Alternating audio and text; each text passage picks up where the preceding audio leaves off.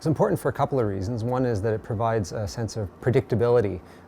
There are certain things in this time that feel very unpredictable, and we want to have some things in our life that we can maintain control of, to remind ourselves that not everything is out of control.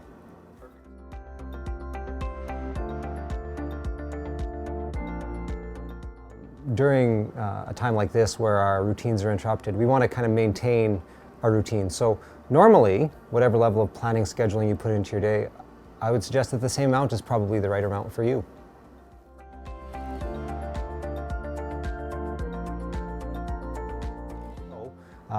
Waking up at the same time every day, maintaining normal meal times, maintaining normal bed times.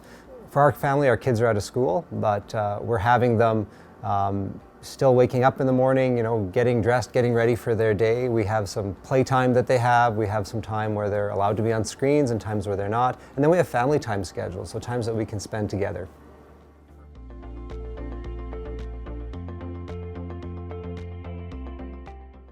So because we all have different needs, it's important that we negotiate these things in ways that work for all of us. So having a schedule or a routine set as a group is going to be a lot more effective and a lot more sustainable than something that's decided by one person that no one else can live with.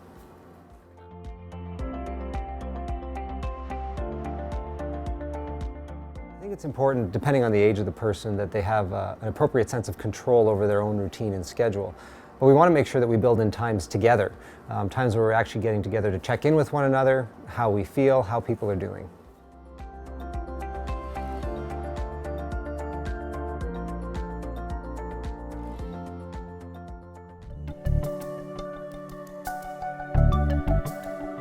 Together, we do amazing things every day.